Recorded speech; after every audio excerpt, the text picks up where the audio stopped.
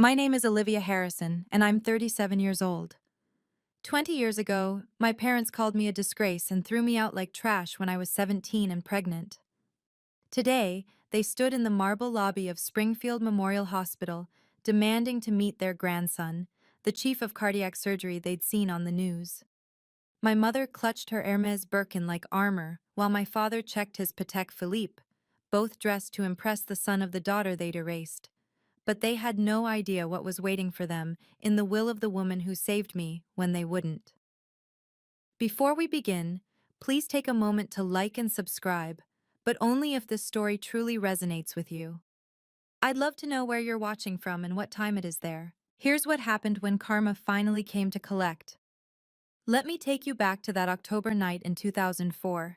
I stood in my parents' living room, the one with the imported Italian marble and the chandelier that cost more than most people's cars, holding a positive pregnancy test in my trembling hand.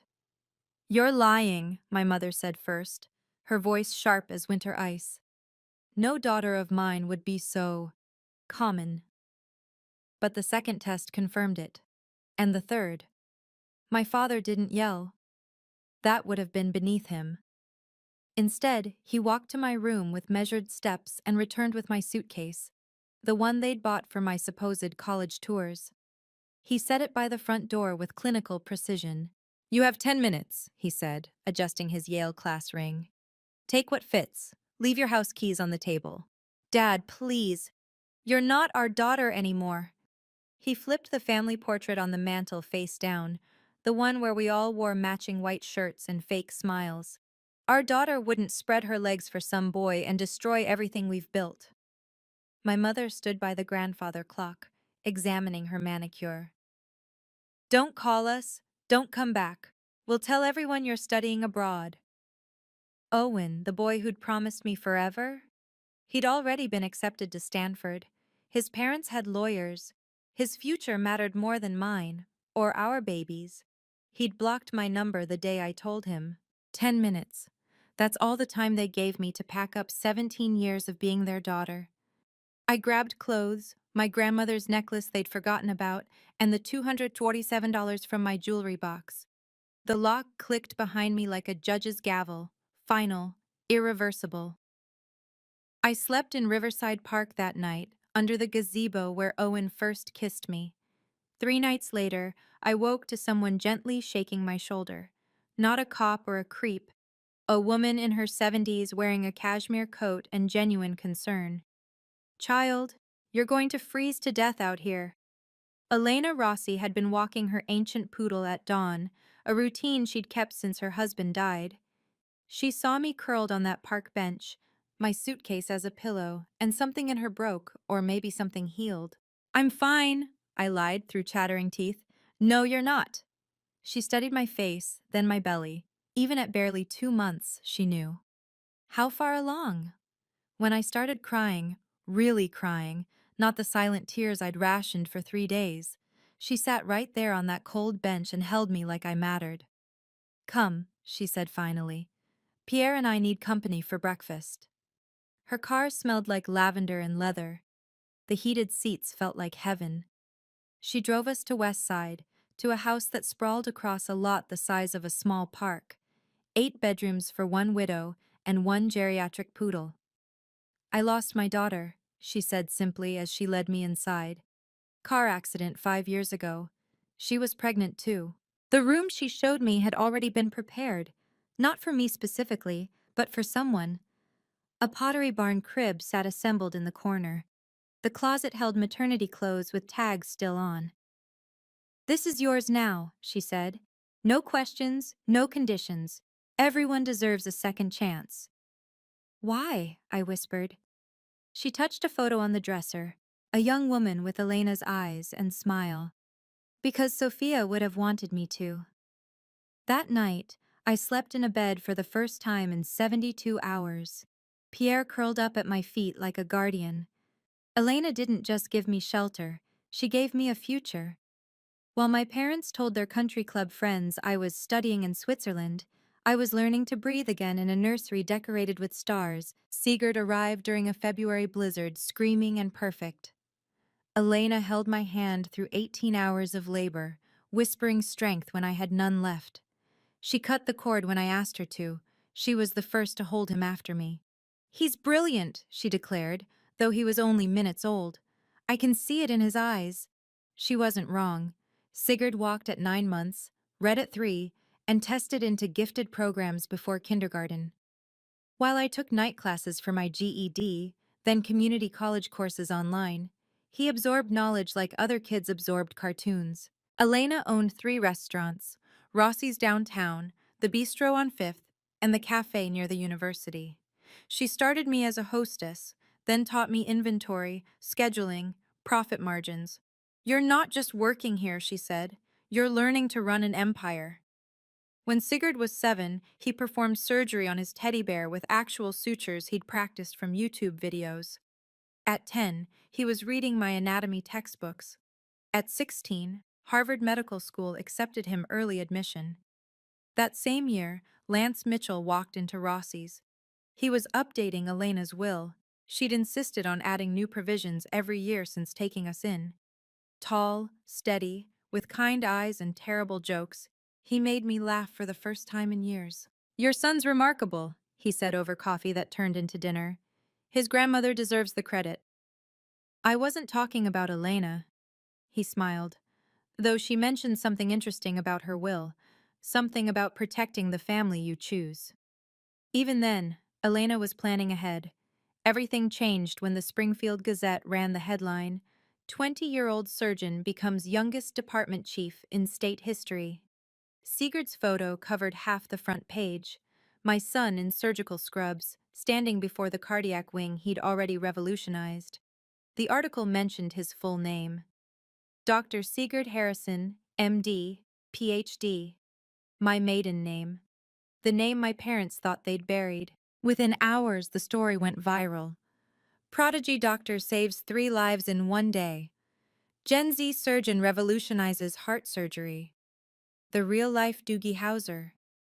My phone buzzed with an unknown number. I almost didn't check the voicemail. Olivia. My mother's voice. After 2 decades of silence. "We need to discuss our grandson." Our grandson. Not your son. Not Sigurd.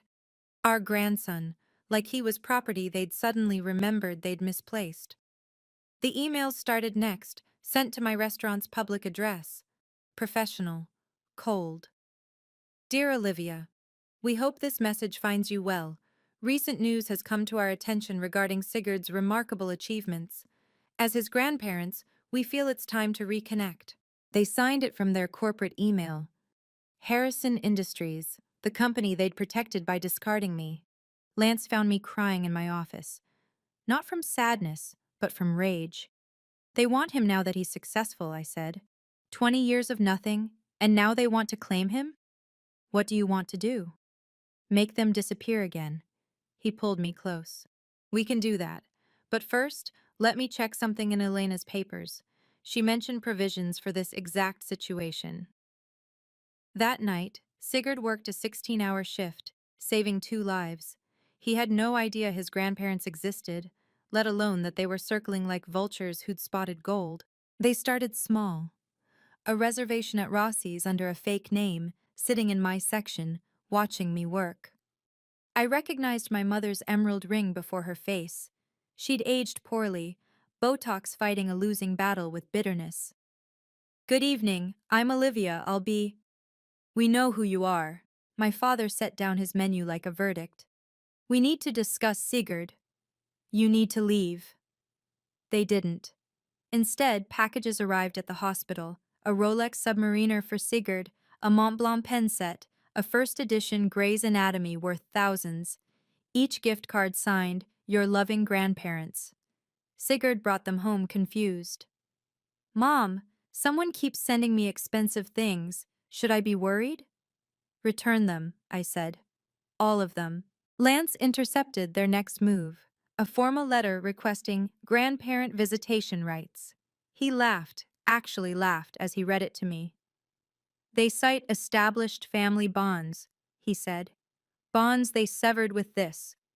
He pulled out a photocopy, the document they'd signed 20 years ago, relinquishing all parental rights and responsibilities. They didn't just kick you out, Olivia. They legally disowned you and any children you might have. But they kept pushing. They hired a private investigator who followed Sigurd's routine. They contacted the hospital board, introducing themselves as Dr. Harrison's grandparents, trying to get invited to fundraisers. The final straw came when my mother approached Sigurd directly at a coffee shop near the hospital. "You look just like your grandfather," she said, blocking his path.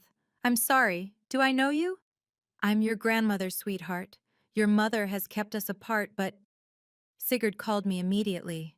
"Mom, some woman claiming to be my grandmother just ambushed me. Should I call security?" "Yes," I said. "Always." The call came at 2 a.m. because Owen always had terrible timing. "Liv, it's me. Please don't hang up." 20 years, and he still thought "it's me" would mean something. "What do you want, Owen?" "I saw the news about Sigurd. He's incredible. Our son. Now he was our son. When I was 17 and terrified, Sigurd was my problem. Now that he was saving lives and making headlines, Owen remembered his DNA contribution. He doesn't know you exist," I said. "Let's keep it that way." "That's not fair. I was 18, Liv. My parents threatened to— To what? Disown you? Kick you out? Make you sleep in parks while pregnant?" Silence. "That's what I thought. I'm divorced now. My startup failed. I've lost everything." His voice cracked. "I just want to know him. He's my blood." "Blood? You blocked my number when I needed you most." "Your parents contacted me." The admission hung between us like a noose. "They think if I'm involved, you'll be more receptive to reconciliation. They're offering to help me financially if I can convince you." I hung up. Then I called Lance. "They're coordinating," I told him. "My parents and Owen. They're actually planning this together." "Good," he said, which surprised me. "Conspiracy leaves evidence. Forward me everything, calls, emails, texts." Elena was very specific about documentation. The next morning, Owen sent a long email about his father's rights. He CC'd my parents. At the bottom, almost hidden in the signature, was the line that confirmed everything. "Consultant, Harrison Industries Family Relations." They'd actually hired him. My parents hired the man who abandoned me to manipulate me into letting them near Sigurd. Elena had been right about everything. Family isn't blood, it's choice. And some choices, once made, can't be undone. If you've ever had to stand up against family members who only want you when you're successful, please leave a like to support others fighting for healthy boundaries. Don't forget to subscribe and hit the notification bell. The next part will show you what happens when truth meets spotlight. Where are you watching from, and what time is it there? I genuinely want to know if this story reaches others who understand that DNA doesn't equal loyalty. Now let's see what happened when my parents decided to make their demands public. Tuesday, 3 p.m. Sigurd was 8 hours into a complex pediatric heart surgery when my parents walked into Springfield Memorial's VIP lobby.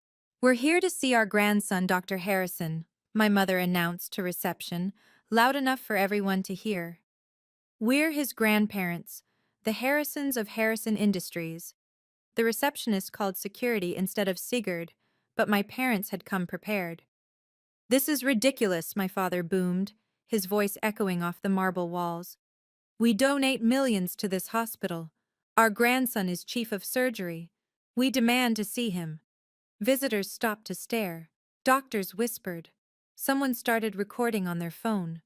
My mother, ever the performer, pulled out a handkerchief. Not tissues, but an actual monogrammed handkerchief. "20 years we've been kept from him," she wailed. "We just want to meet our only grandchild." Security arrived as I did, Lance beside me. "Ma'am, sir, Dr. Harrison is in surgery."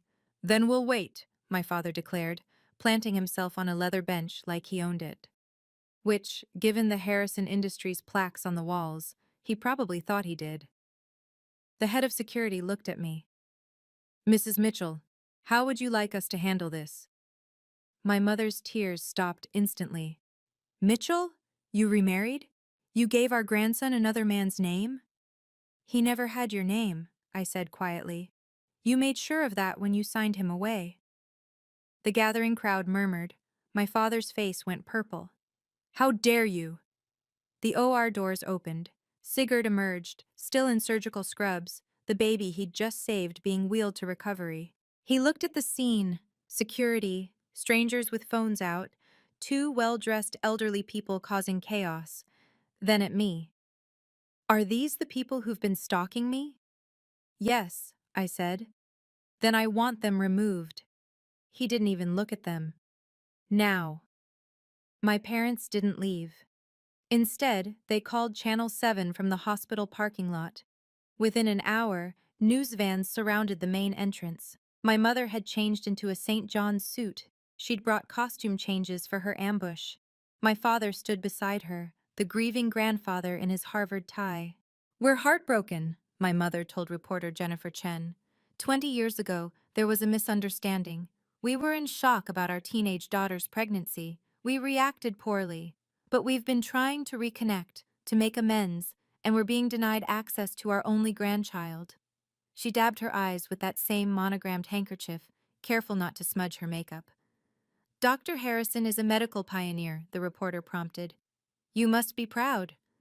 Incredibly proud, my father said, though he'd never seen Sigurd save a life, hold a patient's hand, or stay awake for 30 hours to perfect a procedure. The Harrison family has always valued excellence. It's in his blood. In his blood. The blood they'd rejected when it was growing inside me. What would you say to your daughter now? Jennifer asked. My mother looked directly at the camera. Olivia, sweetheart, we forgive you. We just want our family back together. Please don't punish Sigurd for our mistakes. They forgive me. They forgive me. The segment aired at 6. By 7, it had 50,000 views on their Facebook page, the one my mother ran like a lifestyle blog. The comments poured in. Family is everything. Let them see their grandson. Why so cruel, Olivia? Lance shut his laptop. They just made a critical error. Going public? No, claiming they forgive you. That's admission of wrongdoing, and we have the documents that show exactly what they did wrong. The hospital's chief administrator called me in for a friendly chat the next morning.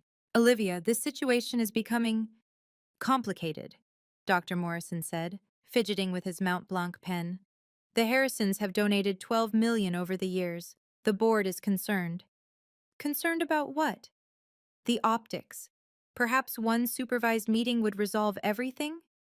Would you meet with people who threw you away like garbage? He shifted uncomfortably.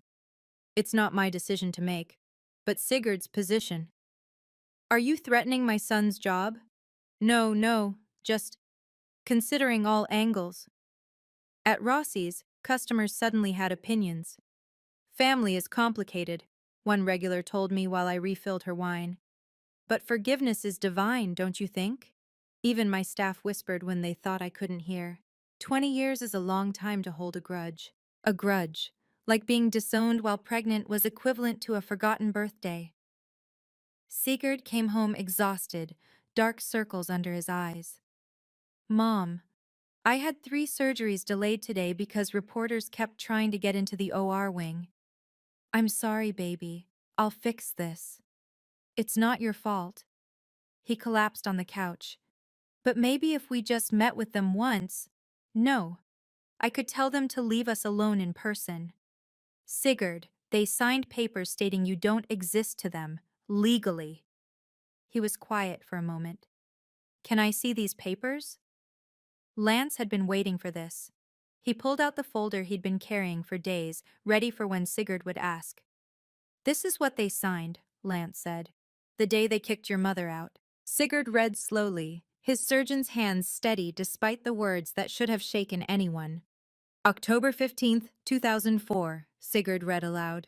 We, Robert and Margaret Harrison, hereby relinquish all parental rights and responsibilities to Olivia Harrison and any children born or unborn. His voice stayed clinical, like he was reading a patient chart, but his knuckles were white. They signed this while you were pregnant with me? Yes. And this line, we acknowledge no financial, emotional, or legal obligations. They wrote that? Their lawyer did.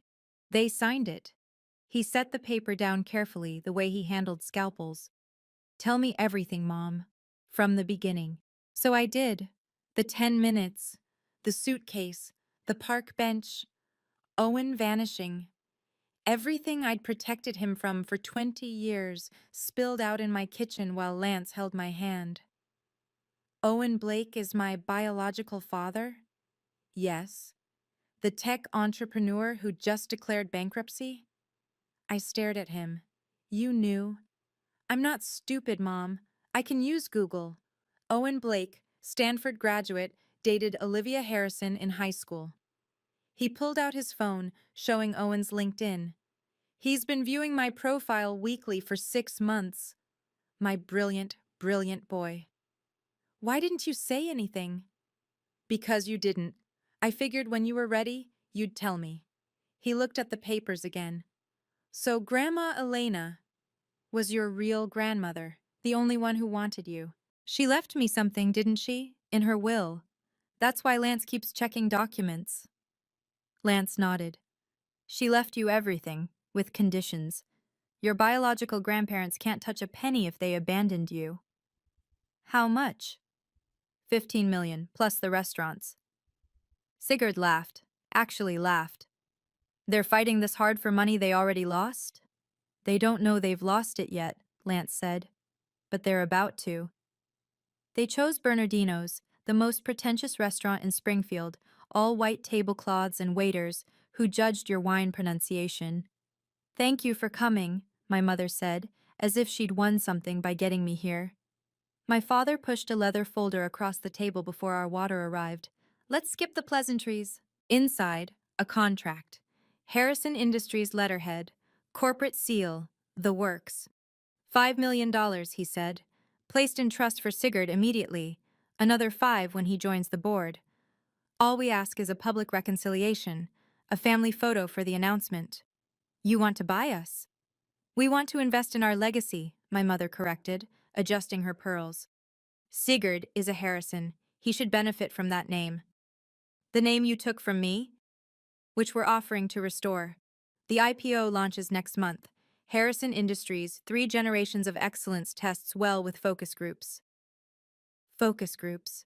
They'd focus grouped our reconciliation. And Owen? I asked. My father's jaw tightened. Mr. Blake is a separate matter. Is he? Because he told me you're paying him as a consultant. My mother's mask slipped for just a second. That's a misunderstanding. Lance had been quiet until now. Is it? Because we have emails suggesting otherwise. Something about a finder's fee? You've been monitoring our communications? My father stood. That's illegal. No, Owen forwarded them to Olivia. CC'd, actually. He's not very bright. They exchanged a look, the same one they'd shared when deciding my fate 20 years ago. The offer stands, my father said, tossing $300 bills on the table. But not for long. As they left, my mother turned.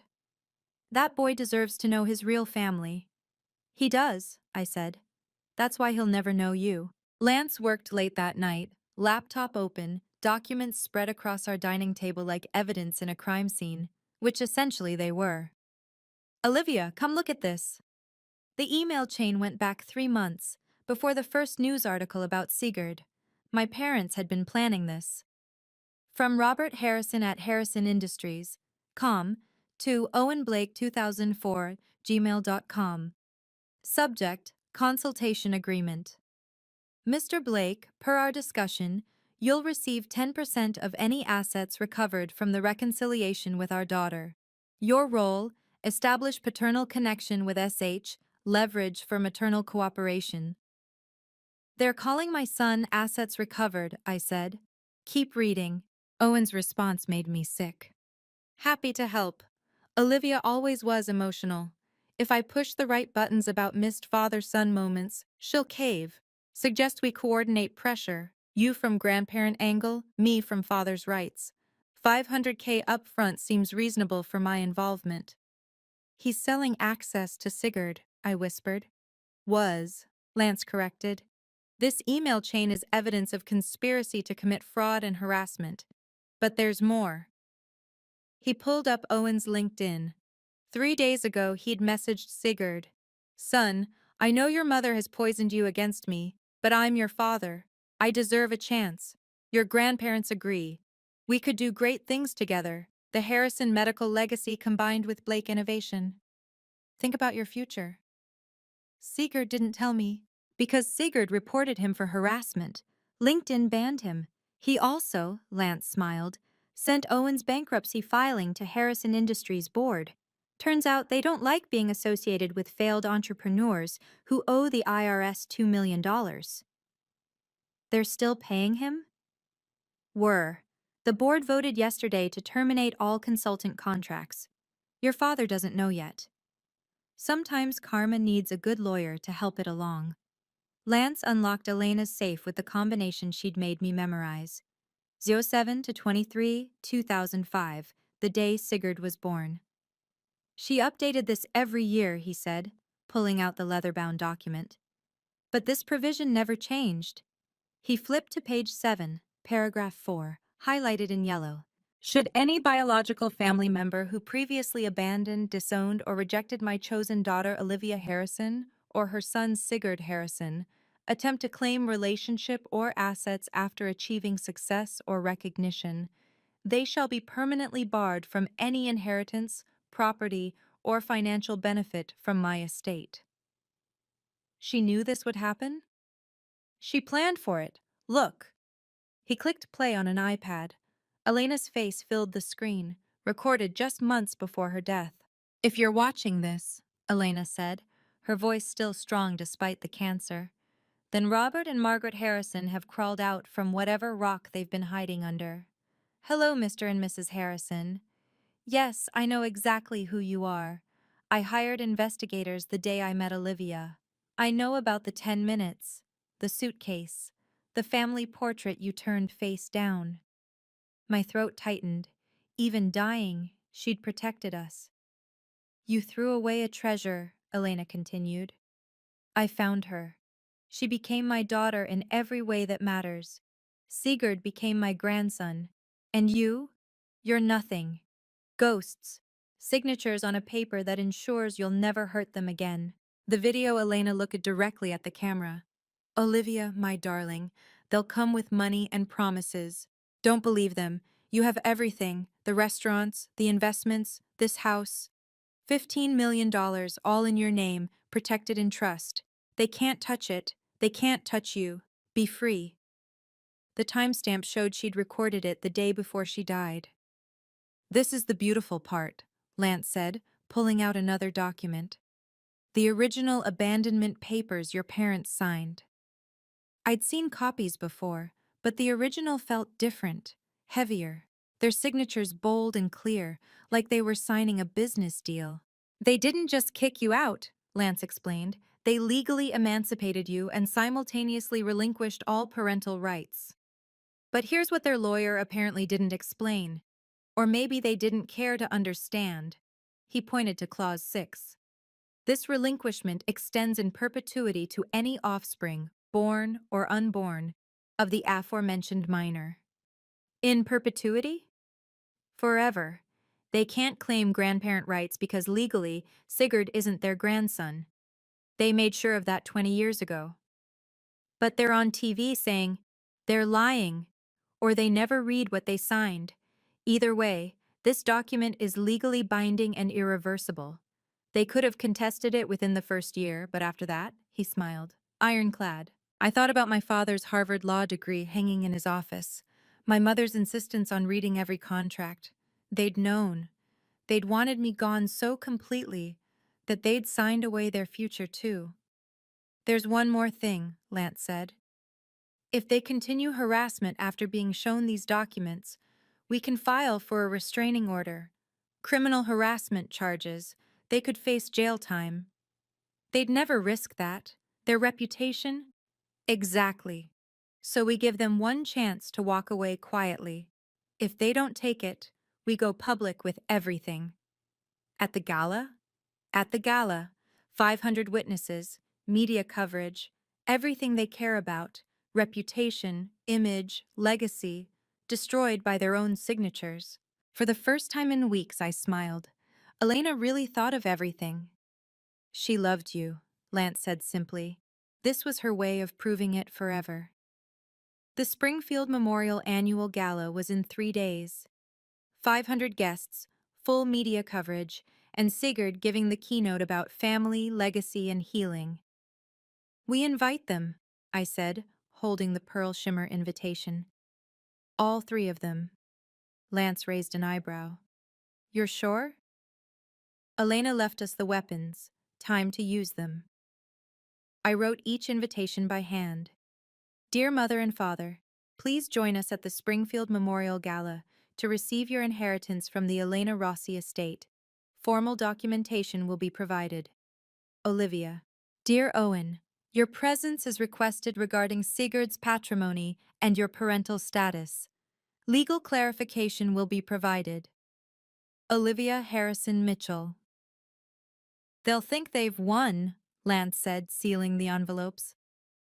Let them. Sigurd reviewed his speech one more time. You want me to mention Grandma Elena but not them? Mention your real grandmother, the one who loved you. And when they stand up to claim credit, that's when Lance presents the documents. We'd reserved a table front and center for them. Table 1, impossible to miss, impossible to leave without everyone noticing. The hospital board will be there, Lance noted. Harrison Industries investors, everyone they care about impressing. Good. I called the foundation coordinator. Yes, we're announcing the Elena Rossi Foundation for Teen Mothers. 5 million initial funding, 10 medical school scholarships. Everything was in place. 20 years of pain transformed into purpose. What if they don't come? Sigurd asked. They'll come. Their egos won't let them miss it. Lance pulled up the RSVPs an hour later. All 3 had responded yes within minutes of receiving the invitations. They think they've won, he said. Perfect. The best defeats come when victory seems certain. The moment of truth is approaching. If you've ever had to stand up to those who should have protected you, comment strength below. I read every single comment and am deeply moved by this community supporting each other. Don't forget to subscribe and hit the notification bell. You need to see what happens when signatures from the past destroy futures built on lies. The gala is about to begin, and every camera in that room will capture the moment my parents learn that some choices can never be undone. Let's continue. The Springfield Memorial Ballroom glittered with old money and new hope. Crystal chandeliers, white orchids on every table, and my parents at table 1, holding court like royalty. My mother wore vintage Chanel, the suit she'd saved for special victories. My father kept checking his Patek Philippe, probably calculating when to make their grand gesture. Owen sat beside them, fidgeting in a rented tux that didn't quite fit. Ladies and gentlemen, the MC announced, please welcome our keynote speaker, Dr. Sigurd Harrison. My son walked to the podium in scrubs, not a tux, not a suit, but the uniform he'd earned saving lives. The audience murmured. My parents' smiles tightened. Good evening. I'm here to talk about family, Sigurd began.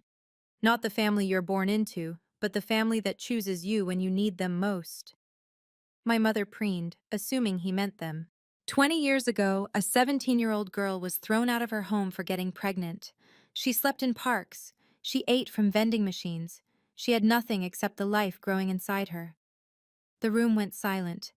My father's hand froze on his champagne glass. Then Elena Rossi found her. A widow with no obligation to help, no reason to care, except that she understood what family really meant. Elena became my grandmother. She gave my mother shelter, dignity, purpose. She gave me life. On the LED screen behind him, Elena's photo appeared, 20 feet tall, smiling, radiant. Everything I am, Sigurd continued, I owe to 2 women. My mother, Olivia Harrison Mitchell, who sacrificed everything for me. And my grandmother, Elena Rossi, who proved that love isn't about blood, it's about showing up. My parents were no longer smiling. Tonight, I'm announcing the Elena Rossi Foundation for Teen Mothers, Sigurd said, his voice carrying across 500 silent guests. $5 million in initial funding, housing, childcare, education, and hope for young mothers abandoned by their families. The screen changed. Elena's video message began playing. Hello, my dear ones. Elena's voice filled the ballroom. If you're watching this, then my grandson Sigurd is doing exactly what I knew he would, changing lives, healing hearts, being the man I always knew he'd become. My mother started to stand. My father grabbed her wrist, pulling her down. Family, Elena continued, isn't about DNA or last names or inheritance. It's about presence. When Olivia needed family most, where were the Harrisons? When Sigurd took his first steps, spoke his first words, performed his first surgery, where were they? The camera panned across the crowd. Every eye was on table one. I leave everything to my real family, Elena said. To Olivia, my daughter by choice. To Sigurd, my grandson by love. And to those who abandoned them, she looked directly into the camera. I leave you the truth about what you threw away. Sigurd returned to the podium. I want to thank my family for being here tonight. Mom, he looked at me, and Lance, who showed me what a father really is. My mother shot to her feet. We're your grandparents! We're your blood! The entire ballroom turned to stare. No, Sigurd said calmly into the microphone. You're strangers who share DNA. There's a difference. How dare you, my father started. Mr. Mitchell, Sigurd said. I believe you have some documents to present? Lance stood, folder in hand, walking toward the podium with the measured steps of coming justice. This is ridiculous! My father charged toward the stage, his face purple with rage. We are his grandparents! We have rights! Security moved forward, but Lance raised a hand. Let them come. My mother grabbed the microphone from a nearby table. This is our grandson. They've poisoned him against us. We made one mistake 20 years ago. One mistake? I stood, my voice carrying without amplification.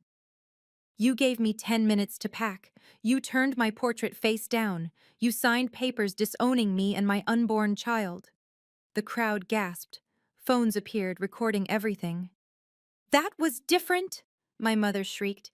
You were a disgrace. Pregnant at 17. I was your daughter. Owen tried to slip toward the exit. 2 security guards blocked his path. Mr. Blake, Lance said into the podium microphone. Don't leave yet. This concerns you too. I'm not, Owen stammered. You're not what? The biological father who abandoned a pregnant 17-year-old? Or the consultant being paid by the Harrisons to manipulate their daughter? My father lunged for the podium. You can't prove... Actually, Lance smiled, clicking a remote. I can. The screen lit up with emails. The conspiracy laid bare in 40-foot letters for 500 witnesses to read. 10% of assets recovered, Lance read aloud. Push the right buttons about missed father-son moments. She always was emotional. My mother's Chanel suit couldn't hide her shaking. My father's Harvard pin couldn't restore his dignity. Owen looked like he might vomit on his rented shoes. Shall we discuss, Lance continued, the legal documents you signed 20 years ago? The ones that permanently severed all rights to Olivia and her children? The ballroom held its breath. Lance clicked again. The abandonment document filled the screen, every word magnified, every signature clear as day. October 15th, 2004, he read, We, Robert and Margaret Harrison, hereby relinquish all parental rights and responsibilities to Olivia Harrison and any children born or unborn. The document zoomed in on their signatures, bold, deliberate, undeniable. This extends in perpetuity, Lance continued, forever, irreversible. You didn't just disown your pregnant daughter, you legally disowned every generation that would come from her. We didn't know, my mother started. You didn't know? Lance pulled up another document. Mr. Harrison, you have a Harvard law degree. You knew exactly what you were signing. My father's mouth opened and closed like a fish drowning in air. But that's not all, Lance said. Let's discuss what happens when you abandon someone, then try to claim their inheritance. The crowd leaned forward. Even the waitstaff had stopped to watch. 20 years ago, you threw Olivia away. Elena Rossi found her, loved her, raised her grandson as her own. And when Elena died, she left very specific instructions about blood relatives who abandoned family. That money should be ours, my father shouted. We're the biological grandparents who signed away all rights. Look at the screen, Mr. Harrison. Look at your signature. That's your handwriting saying Sigurd doesn't exist to you. Channel 7's camera captured everything. Jennifer Chen held her microphone toward the stage, broadcasting live. Every person in this room, Lance said, every camera, every phone, they're all witnessing the truth. You abandoned a pregnant teenager, you signed away your grandchild, and now you want to profit from his success? The disgust in the room was palpable. People actually turned their backs on table 1. Now, Lance said, let's discuss Elena Rossi's will. The screen changed to the official probate documents, complete with gold seals and notarizations. Article 7, Section 4. Any biological family member who previously abandoned, disowned, or rejected Olivia Harrison or Sigurd Harrison shall be permanently excluded from all inheritance, property, or financial benefit from this estate. She can't do that, my mother screamed. She can, and she did. The estate is worth $15 million. The restaurants, the properties, the investments, all of it goes to Olivia and Sigurd. You, Mr. and Mrs. Harrison, receive nothing. But more importantly, Lance clicked again, showing a video timestamp, Elena left you a personal message. Elena appeared on screen again, but this was different footage. She was looking directly at the camera, directly at my parents. Robert and Margaret Harrison, Elena's voice rang out. I know you're watching this, probably in a room full of people you're trying to impress. Good. Let them all hear this. You are the worst kind of cowards.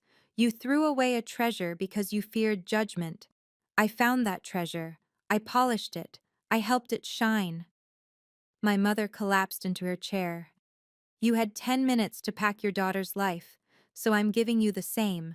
10 minutes to leave this gala, leave this city, and leave Olivia and Sigurd alone forever, starting now. Lance looked at his watch.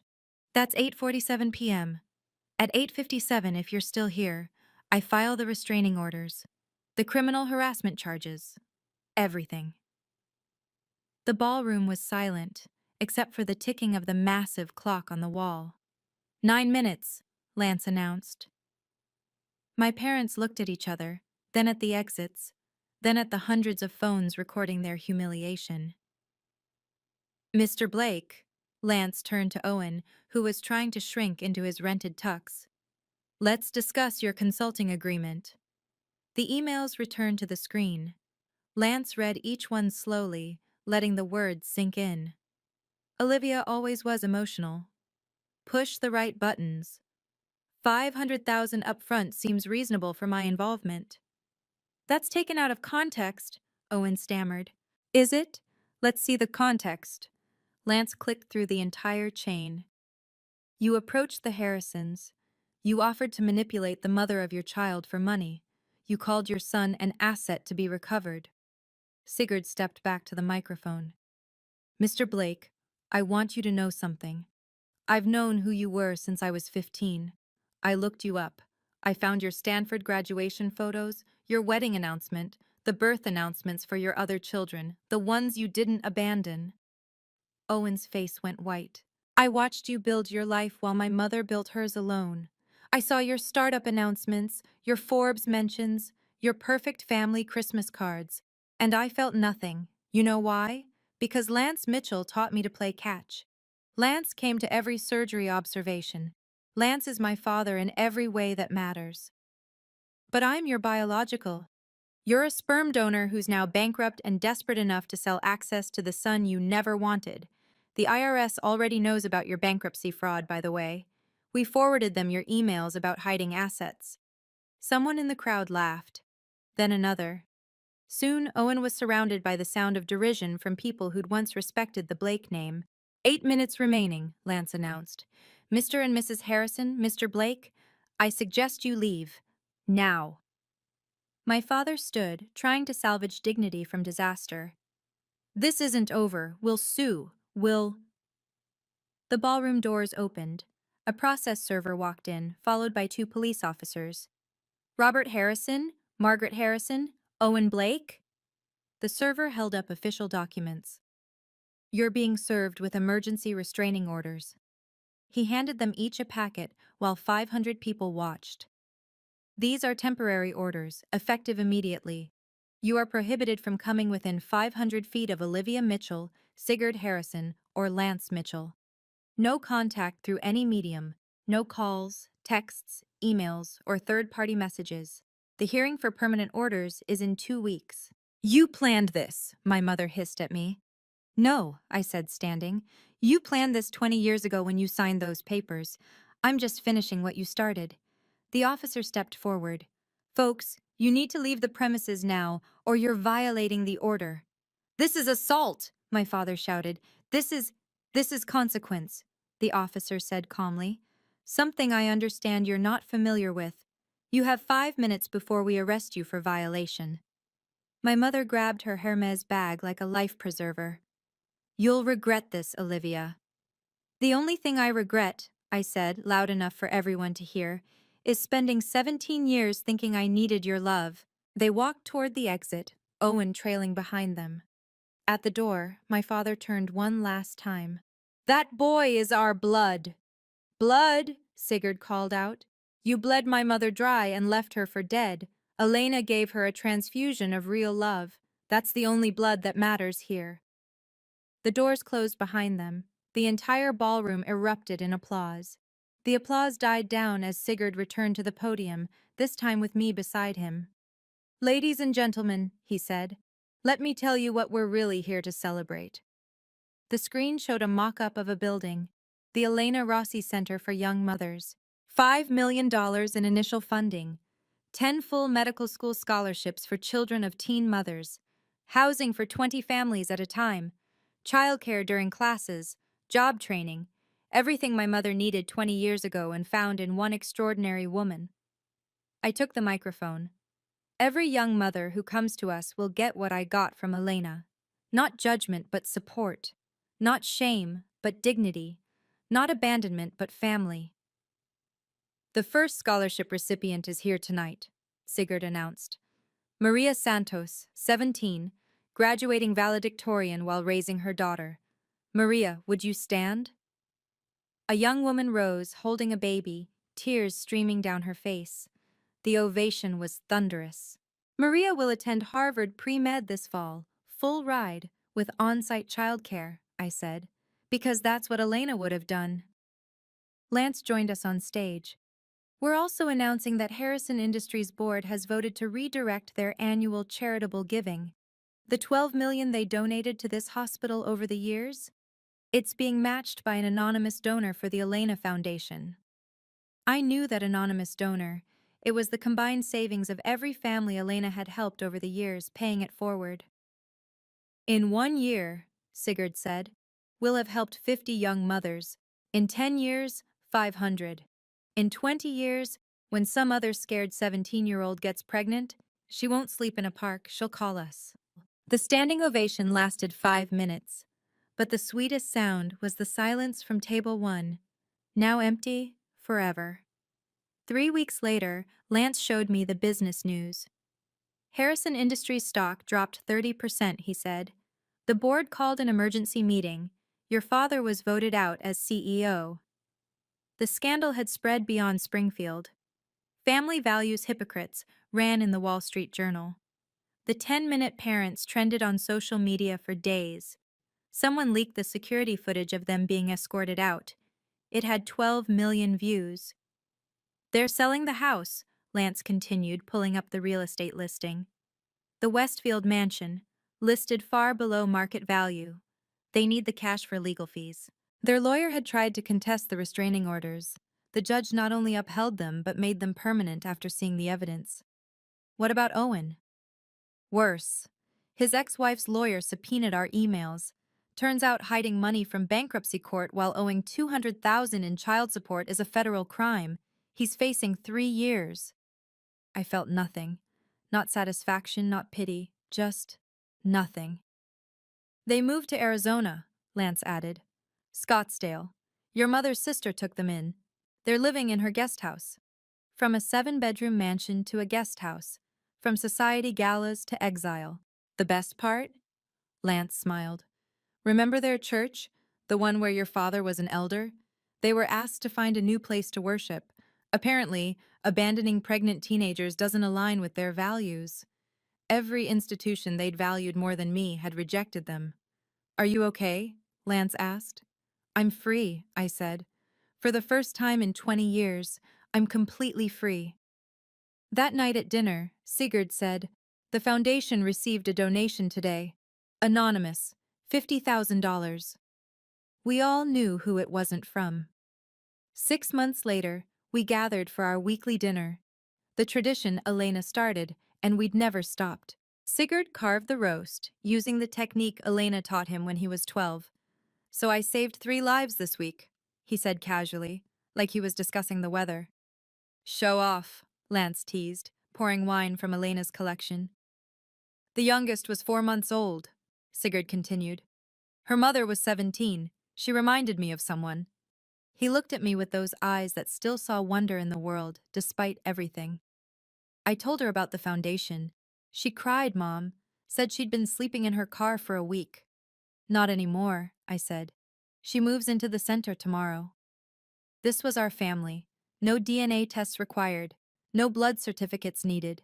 Just presence, consistency, and choice. Elena's portrait hung where the TV used to be.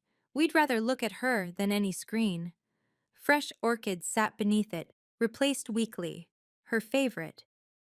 I'm getting married next month, I announced. Lance nearly dropped his wine. You're supposed to let me propose first.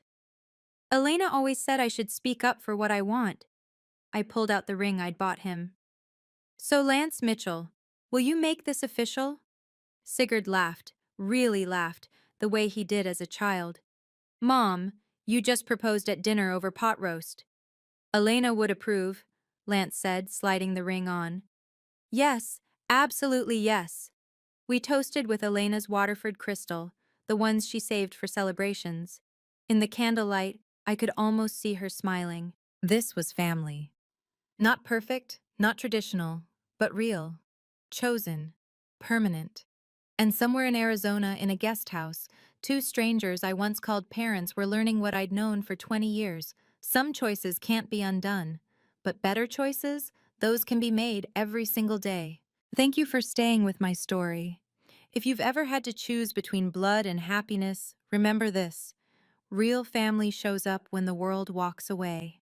Like and subscribe if this story reminded you that justice exists, even when it takes 20 years. Share this with anyone who needs to hear that they deserve unconditional love. Comment family if you believe in chosen families, not forced ones. And if you're that scared 17-year-old somewhere, sleeping in your car or on a friend's couch, you're not alone. There's help. There's hope. There's a future waiting for you.